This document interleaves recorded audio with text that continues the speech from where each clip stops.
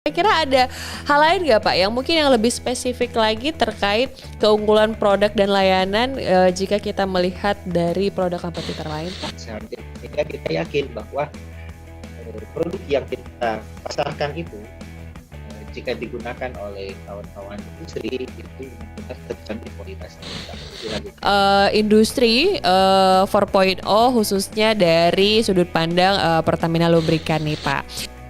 Sangat bisa menjawab problem-problem yang sering dihadapi oleh kawan-kawan konsumen industri. 1, 2, 3, 4.0. Assalamualaikum warahmatullahi wabarakatuh. Apa kabar Sobat Industri dimanapun kalian berada? Semoga selalu dalam keadaan sehat ya. Gimana nih kabarnya selama PPKM diperpanjang? Wah, tetap semangat ya untuk Sobat Industri semua.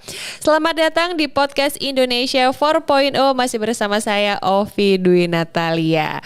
Nah, kita di sini akan membahas isu-isu terkait perkembangan dunia industri, khususnya di perkembangan industri 4.0. Dan seperti biasa, saya menghadirkan narasumber yang sangat luar biasa untuk kita kulik-kulik lebih jauh bagaimana sih sebenarnya perkembangan industri besar di Indonesia dalam menghadapi tantangan Indonesia 4.0 ini. Dan sudah hadir bersama saya di sini perwakilan dari Pertamina Lubrikan, yaitu Bapak Abdul Hafid Rashid selaku VP Sales dan Marketing Domestic Industry. Wah, halo Bapak, apa kabar? Halo, selamat sore. Alhamdulillah sehat. Alhamdulillah sehat ya Pak. Bapak gimana Pak selama PPKM, di rumah aja atau masih ke kantor atau gimana nih kesibukannya Pak? Ya, selama PPKM atau PSBB Wah, tahap 2 ini iya. ya otomatis di rumah aja karena kan disuruhnya kayak gitu. Tapi Oke. alhamdulillah meskipun di rumah tetap produktif ya dan nggak bosan. Gak bosan. Kenapa tuh Pak? Gak bosan? Ada Ya, keluarga. alhamdulillah di rumah saya banyak aktivitas rekreatif. Oh, apa tuh Pak? Wah, mungkin boleh tuh dicontek oleh sobat industri di luar sana. Bagaimana cara membuat rumah yang rekreasional gitu. Jadi biar nggak bosen. Ya, jadi hobinya itu kita bawa pulang atau disediain di rumah. Saya ada kolam ikan. Oke. Ada kucing saya ada 9. Mainin itu Wow. aja gitu. Kemudian alhamdulillah ada tamannya sedikit. Jadi kalau di belakang rumah ditanamin tanaman hias. Oke. Kalau di depan rumah sebenarnya bukan tanah saya tapi tanah kompleks. Kebetulan saya rumahnya di pojok gitu kan. Sisa tanah kompleks ya saya pakai buat tanam sayur-sayuran gitu. Oh, jadi, enak banget. tinggal berpindah ngurusin ayam, ngurusin ikan, ngurusin kucing, taman belakang sama taman depan. Oh, berarti nanti kalau misalnya mau makan sayur tinggal petik dari depan gitu ya, Pak? Ya, Kalau mau sikit-sikit bisa lah. Sikit-sikit bisa lah ya. Oke. Oke, Pak Hafid, terima kasih loh atas waktu dan kesempatannya sudah berkenan hadir di podcast Indonesia 4.0 kali ini. Dan kita akan membahas terkait perkembangan industri 4.0 khususnya dari sudut pandang Pertamina Lubrikan nih Pak. Nah, mungkin Bapak boleh ceritain sedikit dong Pak terkait company profile serta produk-produk unggulan yang dimiliki oleh PTPL ini. Oke, makasih Mbak Ovi. Jadi kalau bicara tentang Pertamina Lubrikan sendiri, ini adalah salah satu subsidiary dari Pertamina. Kalau sekarang organisasinya udah dirubah menjadi holding subholding, kita menjadi bagian, Pertamina Lubrikan ini menjadi bagian dari subholding Commercial and Trading, di mana tugas kami khususnya mengelola bisnis pelumas, kemudian kita akan extend ke specialty chemical di Indonesia maupun sudah mulai merambah ke bisnis overseas. Kalau ditanya berapa umurnya, kalau Pertamina Lubrikannya sendiri itu lahir di tahun 2013 gitu ya. Tetapi berbisnis pelumas, Pertamina bisnis pelumas sudah cukup lama, sekitar 30 tahunan. Tapi waktu itu kan masih embed di dalam Pertamina. Kalau ditanya keunggulan atau produk-produk unggulannya, sebenarnya kita mainnya di segmen retail maupun industri. Sekarang kita bahas yang di segmen industri. Portofolio produk kita cukup lengkap sebenarnya untuk bisa melayani kebutuhan pelumas dari engine-engine yang digunakan oleh kawan-kawan industri. Mulai dari engine oil, kita punya portofolio produk Meditran, mulai dari Meditran S sampai ke Meditran yang terbaru, Meditran SE Plus. Kemudian untuk equipment hidrolik, kita ada varian-varian dari Turalik. Kemudian untuk yang marine, karena ini pasar marine juga cukup besar di Indonesia ya, kita ada ini produk Edripal dan Salix. Kemudian untuk transmisi kita ada Provet, kemudian ada juga Translik, dan juga ATF untuk transmisi matic. Kemudian kalau ditanya tidak cukup hanya produk ya, pasti kita juga punya layanan yang pasti sangat bisa menjawab problem-problem yang sering dihadapi oleh kawan-kawan konsumen industri. Kita punya technical assistant, after sales service berupa technical assistant, baik itu berupa pemeriksaan pelumas secara berkala, kemudian konsultasi teknis karena kita punya istilahnya field engineer gitu ya, berkonsultasi dengan konsumen-konsumen besar di seluruh pelosok Nusantara. Kemudian distribusi, kita bisa menjangkau sampai ke pelosok Nusantara. Ingat zaman SMA ada Richard Marx, penyanyi wherever you go, whatever you do. Masih ingat nggak? Iya Pak, ingat Pak. Pertamina Lubrikan seperti itu juga. Jadi wherever you go, whatever you do, we will be right there serving for you. Kayak gitu. Oke. Ketahuan banget umurnya ya. Ingatnya lagu gitu. Seru. Kemudian karena tuntutan kebijakan negara adalah meningkatkan penggunaan komponen dalam negeri. Nah, dengan pelumas Pertamina kan otomatis tingkat komponen dalam negerinya tinggi, sehingga menjawab ke tantangan kebijakan pemerintah tadi. Kemudian ada satu yang sangat demanding ya, karena kan konsumen industri ini biasanya melakukan development atau suatu improvement. Nah, Pertamina Lubrikan itu bisa membantu hal tersebut dengan melakukan joint development. Misalnya mereka mengembangkan atau menggunakan engine baru di mana aplikasi pelumas yang dibutuhkan tidak tersedia di pasar. Nah, di situ kita bisa melakukan joint development.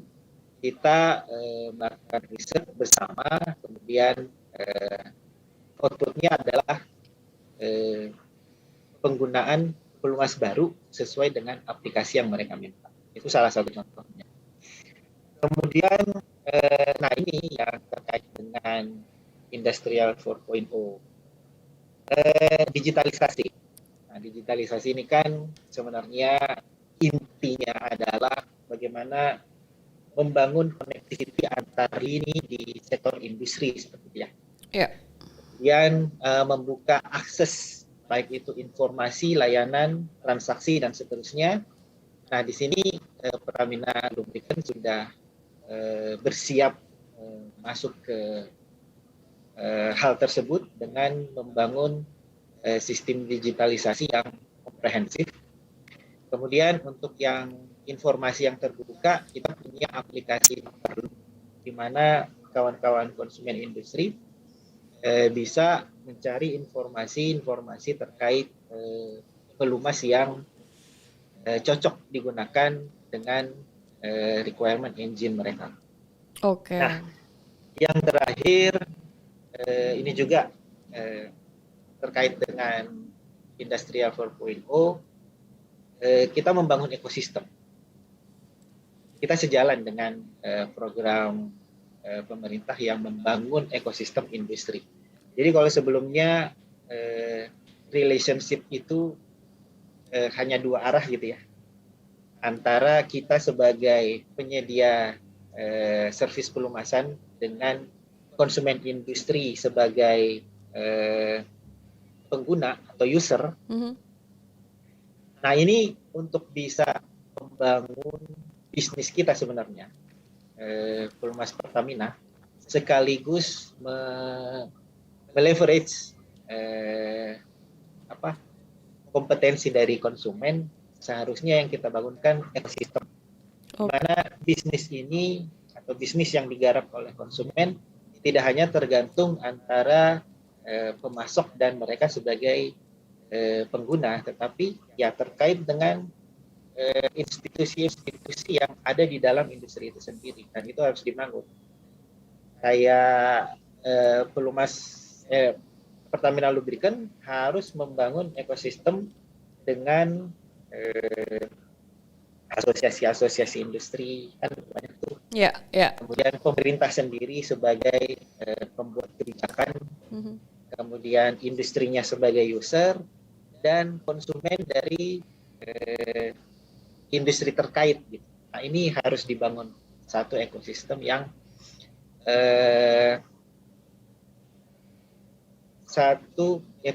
yang terkait erat antar lini seperti itu. Oke. Nah, kita pun programnya sudah menuju ke sana. Tidak hanya melihat relationship itu dengan konsumen langsung, tetapi membangun ekosistem dengan institusi-institusi yang terkait di dalam industri itu sendiri. Seperti itu, Mbak. Oke, wow, berarti keren banget dong ya. Untuk ini sudah dijelaskan secara menyeluruh nih, sobat industri ya, terkait company profile dari PTPL itu sendiri, kemudian produk-produknya apa saja, serta keunggulannya. Tadi Bapak sempat membahas beberapa keunggulan dari produk yang disediakan oleh Pertamina Lubricant ini dan layanan yang diberikan pula. Dan ini juga menjadi keunggulan jika dibandingkan dengan kompetitor lainnya. Kira-kira ada hal lain nggak Pak yang mungkin yang lebih spesifik lagi terkait keunggulan produk dan layanan jika kita melihat dari produk kompetitor lain, Pak? Jadi kalau masuk lebih dalam ke produk gitu kan, sebenarnya dalam mengembangkan produk itu Pertamina Lubricant sudah sangat intens bermitra dengan engine maker, kemudian pembuat standarisasi pelumas yang global seperti FEI dan lain-lain, sehingga dalam menggunakan produk pelumas Pertamina, konsumen sebenarnya nggak perlu ragu, karena dalam mendevelopnya pun kita sudah didampingin oleh engine maker dan pembuat standarisasi ini. Kemudian satu lagi pihak yang membantu kita yang punya teknologi aditif, gitu kan. Jadi hubungannya sangat erat dengan pihak-pihak tersebut, sehingga kita yakin bahwa produk yang kita pasarkan itu jika digunakan oleh kawan-kawan industri itu benar-benar terjamin kualitasnya, tidak perlu diragukan. Oke, karena sudah memperkerjakan dan bekerja sama dengan orang-orang yang ahli dan terpercaya di bidangnya begitu ya Pak ya. Wah, keren banget nih. Dan kira-kira nih Pak, kan kalau misalnya kita berbicara mengenai industri 4.0, ada yang biasa disebut kolaborasi antar industri.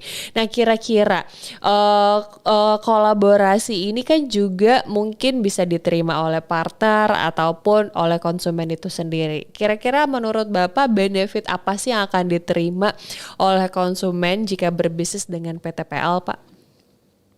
Nah, itu tadi yang satu, trust atau keyakinan menggunakan Pelumas Pertamina bahwa selama menggunakan Pelumas Pertamina mereka kita jamin aman.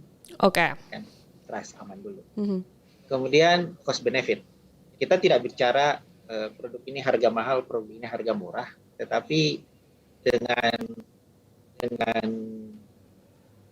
bertransaksi dengan kita menggunakan Pelumas Pertamina, yang kita lihat pada saat pertama bernegosiasi adalah berapa cost benefit yang kita bisa berikan ke kawan-kawan industri. Oke. Kemudian kembali lagi ke jaminan tadi, pokoknya konsumen industri pakai nih. Misalnya terdapat kendala, technical support kita bisa membantu. Baik itu yang insidental ataupun yang konsultasi rutin yang bisa dilakukan dengan kawan-kawan field engineer atau sales area manager kami di lapangan. Nah, kemudian yang tadi, karena kita ada dalam satu komunitas pengguna Pelumas Pertamina yang saat ini udah besar banget gitu kan. Kita ada dalam big community di mana problem-problem itu terdata dengan baik di kami. Sehingga misalnya ada satu konsumen yang menghadapi satu masalah, referensi kita adalah konsumen lain yang ada di community ini yang bisa kita transfer problem solvingnya ke konsumen lain yang menghadapi masalah tersebut. Oke. Seperti itu, Mbak. Oke, wow, ternyata banyak sekali ya benefit-benefit yang mungkin dapat diterima oleh konsumen terkait menjalin kolaborasi berbisnis dengan PTPL. Nah, itu tadi Bapak sudah menjelaskan benefit yang akan diperoleh oleh konsumen. Tapi kira-kira kalau misalnya kita berbicara mengenai partner bisnis, nah kira-kira apa sih Pak? Mungkin boleh kasih bocoran gak sih kriteria-kriteria khusus nih untuk bisa berpartner dengan PTPL Pak? Mungkin boleh dijelaskan. Jadi memang dalam menggarap konsumen ya mungkin udah mafhum juga dilakukan di industri lain ya. Ya. Bahwa dari sekian kalau di database kami sih kami udah melayani sekitar 22.000 konsumen industri gitu ya.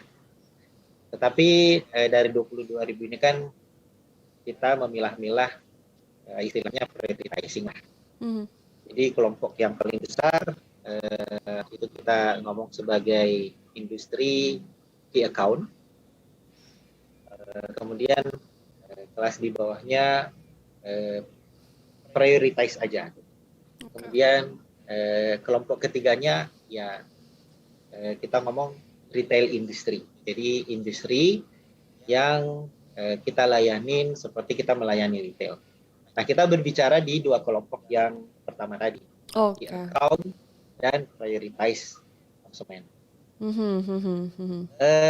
Karena di sini yang saya bilang tadi, layanan kita nggak hanya jual beli produk begitu, tetapi kita memberikan solusi, baik itu solusi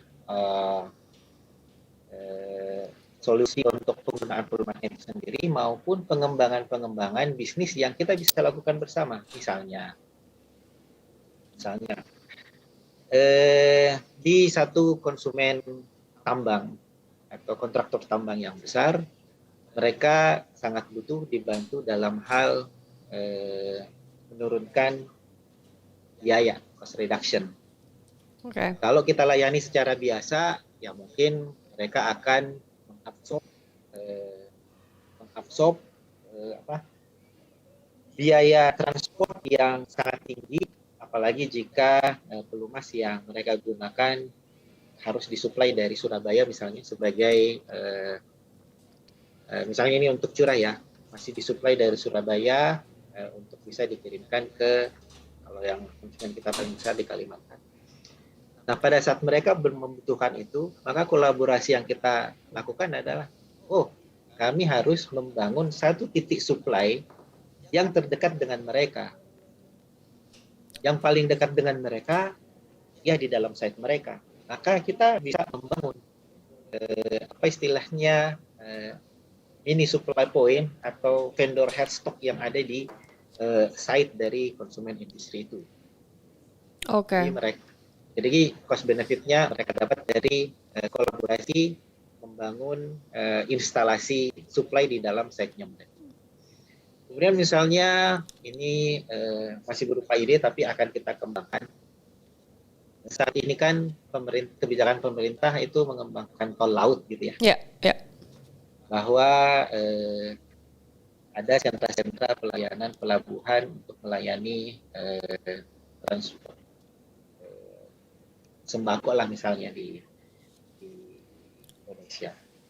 Nah, kita bekerja sama dengan pihak pelabuhan, pihak pengelola jasa equipment pelabuhan. Kalau boleh ngomong nama konsumennya, anggaplah JPPI di Jakarta atau Equiport di Makassar. Nah, kita mendorong kolaborasi bagaimana kita melayani konsumen-konsumen yang ada di dalam pelabuhan dengan yang membutuhkan perumas itu dengan perumas Pertamina. Jadi jasanya mungkin disediakan oleh konsumen kami Equiport, kemudian kami yang menyediakan pelumasnya, sehingga kapal-kapal yang bersandar di situ yang butuh pelumas itu bisa segera kita layani karena kita punya instalasi di dalam pelabuhan yang difasilitasi oleh konsumen kita. Jadi peluang-peluang seperti ini jika kita garap potensinya sangat besar untuk mutual benefit, bukan cuma kami tetapi juga konsumennya juga seperti itu. Oke. Nah, ada yang ditanya lagi? Oh iya Pak, ada sih. Oh gimana? Tadi saya cuma ngambil nafas kok. Oh gitu, kirain masih ada nih terusin. Oke, ini berarti boleh saya terusin lagi Pak pertanyaannya? Ya, silakan. Oke. Pertanyaannya kan gini, mungkin Bapak boleh dong sedikit menyinggung kegiatan-kegiatan sosial yang sudah dijalankan oleh PTPL. Karena kan saya kemarin juga sempat cari-cari ya di websitenya. Ternyata PTPL ini juga aktif banget nih melakukan kegiatan-kegiatan sosial yang lumayan intens setiap kegiatannya, mulai dari penanganan COVID juga turun, kemudian ada di daerah beberapa yang terkena bencana juga turun, kemudian kepedulian sosial lainnya juga dilaksanakan. Kira-kira apa sih Pak tujuannya? Terus mungkin secara singkat saja, apakah itu juga sejalan dengan visi misi dari PTPL itu sendiri Pak? Ya, jadi yang disampaikan Mbak Ovi sebagian besar benar ya. Kalau kita lihat Pertamina secara keseluruhan, mungkin Mbak Ovi bisa melihat bahwa untuk COVID ini Pertamina itu membangun rumah sakit khusus COVID yang di Simpruk itu. Ya. Rumah sakit yang dibangun dengan sesegera mungkin dalam waktu cepat untuk bisa melayani penderita COVID, kemudian dilayani di situ. Kan sangat cepat kita lakukan gitu. Kemudian lingkungan. Kalau yang saya alamin di Balikpapan waktu itu di sekitar kilang dan sekitar depot supply point BBM waktu itu kan banyak petani petani rumput laut ya. Ya. Nah di situ kita kerjasamakan bahwa kami pun punya kemasan-kemasan yang nggak dipakai. Kemudian kita bantu mereka membuat itu apa istilahnya rumpun ya, tempat tanam rumput laut dari botol bekas perumas Pertamina. Oke. Itu kemudian CSR yang lain. Nah ini selama COVID untuk yang retail ya kita menyediakan layanan home service. Oke. Ya, Pertamina Lubricant Home Service. Jadi orang yang harus tinggal di rumah, tetapi saat itu mobilnya tetap harus diservis ya. Kan mobilitas pribadi juga tetap harus dilakukan. Nggak perlu ke bengkel, nggak perlu ke bingung mencari ini. Tinggal buka PLHS, di situ ada nomor WA servisnya. order dari situ, kemudian eh, petugas kita yang datang ke rumah untuk melakukan servis dan penggantian. Oke, oke, oke, Jadi baik. seperti itu yang kita lakukan, hal-hal yang dekat dengan lingkungan, Hmm. hal-hal yang dekat dengan kemanusiaan dan yang memudahkan konsumen untuk bisa menggunakan rumah. Oke, wah banyak sekali ternyata kegiatan sosialnya ya. Mungkin ini juga bisa dicontoh oleh sobat industri yang mungkin apa ya istilahnya membuat UMKM walaupun kecil nggak masalah, yang penting tetap apa ya berbagi secara sosial karena semakin besar perusahaan tetap menjalankan kegiatan sosial. Jadi kalau kita harusnya lebih erat lagi dengan masyarakat gitu ya. Gitu ya sobat Ya, industri. Oke, Pak, mungkin dua pertanyaan terakhir ini waktunya ternyata sudah mendekati sesi akhir, Pak. Jadi pertanyaan yang berikutnya yaitu berkaitan dengan Expo Indonesia 4.0. Pertamina Lubrikan pasti ikutan dong untuk tanggal 18 sampai 20 Agustus mendatang. iya, Nah, kita melihat kegiatan ini sangat penting ya, hmm, sangat penting dan tentunya bermanfaat karena saya bilang tadi yang Industrial 4.0 itu kan komponennya salah satunya adalah membangun ekosistem. ya, ya, ya. Nah, ekosistem itu kita bisa bangun dari acara seperti ini. Oke. Kita ketemu dengan banyak pihak di sini kan. Kita tidak hanya menawarkan produk kita, tetapi disinilah meskipun virtual, Iya. meskipun virtual karena keterbatasan pandemi ini, kita tetap bisa membuka akses dan bertemu dengan institusi-institusi yang terkait dengan informasi yang Oke. mendukung bisnis kita. Jadi kegiatan seperti ini sangat penting sehingga kita harus terlibat di dalam. Pertamina Oke. Lubrikan harus terlibat di dalam. Oke, baik. Terima kasih Bapak. Dan pertanyaan terakhir nih, untuk pertanyaan closing, harapan Bapak apa sih terhadap perkembangan Indonesia khususnya berkaitan dengan perkembangan industri 4.0 ini, Pak?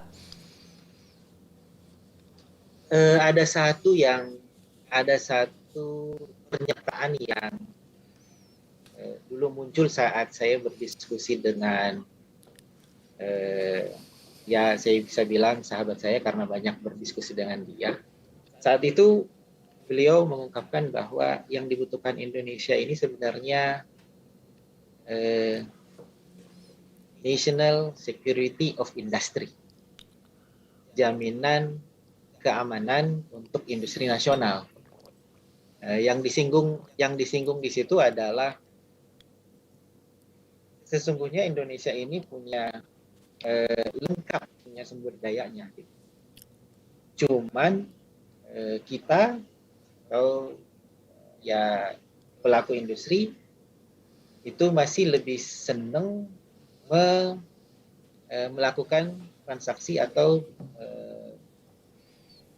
dalam bentuk komoditi, dalam bentuk bahan baku, sehingga industri nasional yang butuh bahan baku tertentu itu justru susah mendapatkannya di Indonesia, harus import karena yang punya bahan baku lebih senang melakukan ekspor. Itu salah satu misalnya. Atau misalnya industri karet itu masih butuh bahan-bahan baku yang mestinya tersedia di Indonesia, tetapi saat ini belum bisa diproduksi dengan masif oleh pelaku industri Indonesia. Misalnya bahan karet sintetis, nah itu belum banyak diproduksi. Kemudian bahan baku plastik, kita masih kekurangan supply. Selain ya kita masih kekurangan supply untuk bahan baku industri plastik. Kemudian masih banyak. Nah, seharusnya yang dibangun dengan ekosistem yang tadi digagas dalam forum ini ya. Ya. Seharusnya yang dibangun adalah National Security of Industry. Kita sama-sama memberikan jaminan keamanan untuk berlangsungnya industri secara nasional. Oke. Baik. Konsumen terbesarnya ya di negeri kita sendiri gitu kan. Indonesia ini punya penduduk nomor sekarang nomor 4 ya. Ya, sekarang nomor 4 kalau nggak salah. Uni Soviet sudah pecah-pecah, kita naik level. Oke. Jadi pasar Indonesia adalah pasar yang besar, seharusnya industrinya bisa mandiri untuk mendukung kebutuhan dari masyarakat Indonesia sendiri. Seperti itu, Mbak. Oke, siap, baik. Cita-citanya. Iya, baik Pak Amin. Semoga terkabul ya untuk cita-cita Bapak yang berkaitan dengan industri 4.0 ini. Bapak Hafid, terima kasih banyak atas waktu dan diskusi yang sangat luar biasa walaupun singkat tapi tetap hangat, dan semoga ini juga dapat memberikan informasi yang bermanfaat pastinya untuk sobat industri di luar sana. Oke Pak Hafid, salam sehat untuk kita semua dan sukses terus untuk PT Pertamina Lubrikan. Sampai berjumpa di Expo Indonesia 4.0 ya Bapak. Salam sehat semuanya. Salam. Oke, baiklah Sobat Industri, itulah tadi perbincangan saya dengan Bapak Abdul Hafid Rashid selaku VP Sales dan Marketing Domestik Industri dari Pertamina Lubrikan. Nah, perbincangannya sangat menarik sekali karena 30 menit itu tidak akan cukup untuk berdiskusi dengan narasumber yang sangat luar biasa, apalagi yang memang berkontribusi terhadap perkembangan industri 4.0 di Indonesia. Tapi jangan kemana-mana, podcast Indonesia 4.0 masih akan kembali lagi, dan salam sehat untuk semuanya. Saya Ovi Natalia pamit. Wassalamualaikum warahmatullahi wabarakatuh.